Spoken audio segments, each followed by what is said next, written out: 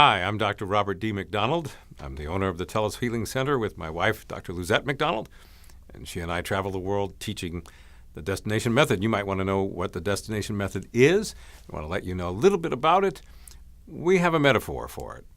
My wife, Dr. Luzette, and I, we are like taxi drivers. What that means is that when people come to us, that's the same as if they come to a taxi driver. You know, if you come flying into an airport in some city you've never been in before, you get out of the plane and you get into a taxi, the first thing the taxi driver says is, where do you want to go? The destination method is about destination. Where do you want to go? So we have these questions that we ask people to help them to identify, with some precision, what result that they want. So the destination method is results-oriented, extremely outcome, results-oriented. We want to help people to get what it is that they want. And the destination method does that by removing roadblocks to the destination. What we say is that there are different kinds of suffering that people have. There's necessary suffering and unnecessary suffering. What I mean by that is that there is suffering that I don't know how to resolve at all. It's suffering that nobody knows how to resolve. The suffering goes on, and the person who is suffering can't find any gift or positive function for having that suffering, and no one can help them to fix it. I call that necessary suffering. We just don't know what to do with it, and the person hasn't found the gift.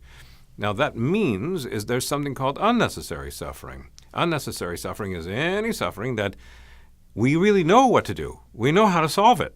We talk for a while and the suffering is eliminated from the person's life, and the person has found the gift, the positive function, the telos, the good thing that the suffering has been trying to provide in that person's life.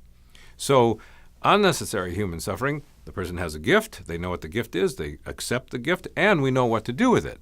In other words, we know how to solve that particular suffering. Well, there's a great deal more unnecessary suffering today than there's ever been in the history of the world. It used to be that people couldn't resolve painful memories in one session. In the psychiatric world, painful memories that continue to bother a person are given a diagnosis, post-traumatic stress disorder.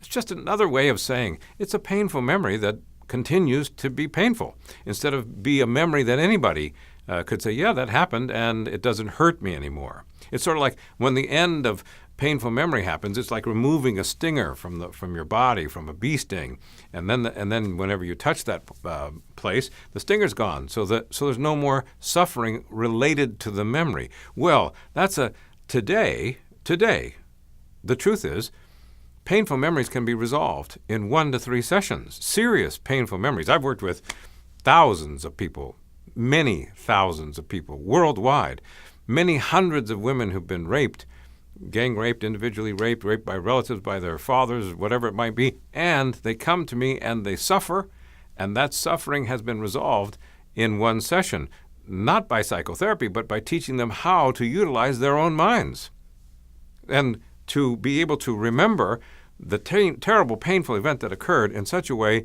that it no longer hurts, which many people depend on time to do. Many people say, well, time heals all wounds. If we just wait long enough, then I won't hurt anymore about that thing that happened to me when I was 5 years old. Well, some people actually, time does do that, but not everybody. Some people keep that particular memory alive, and it's terrible. And unless a person knows how to solve it, it becomes necessary suffering. Well, we know precisely how to resolve that, and all that's necessary is for people to find the gifts in the suffering. And you'll see in another one of these small videos that will talk about the positive function behind pain, the difference between meaningful pain and meaningless pain when we talk about the pathway to purpose. I look forward to talking with you then. Thanks so much.